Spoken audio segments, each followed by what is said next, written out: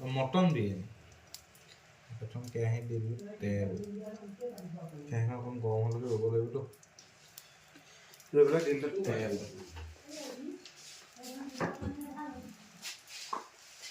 তাত আমি দিম 2টা তেজপাত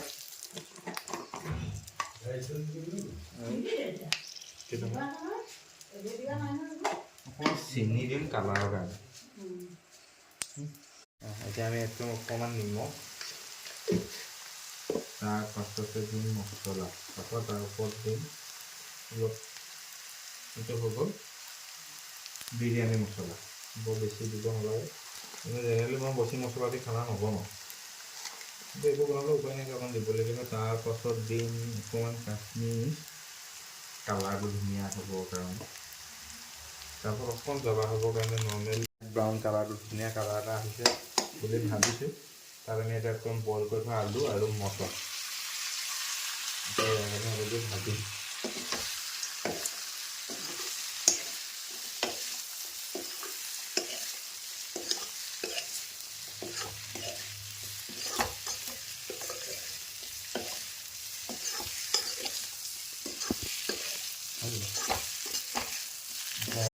মাংস অলপ কেৰাহীত ভজাৰ পাছত যেতিয়া ইয়াক আমি লৈ আহিম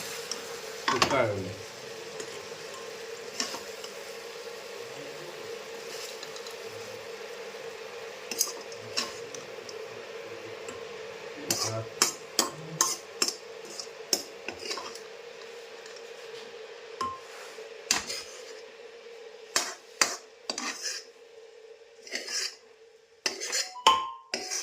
আমি চাউলটো অলপ সিজিবলৈ দিব লাগিব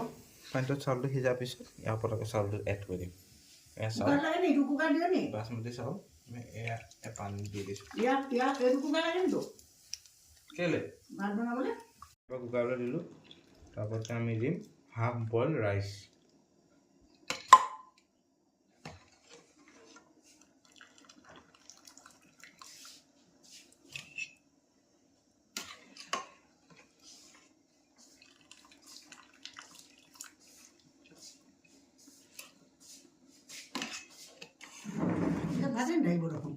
তোমালোকৰ বুদ্ধিমে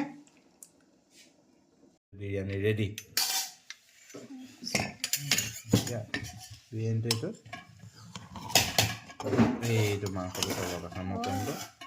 আমি লৈ খাব লাগিব এতিয়া ঠিক আছে এয়া আমি অকণমান দিম ৰাইজক এক পিচ আলু আহিছে লগতে মটন আহিছে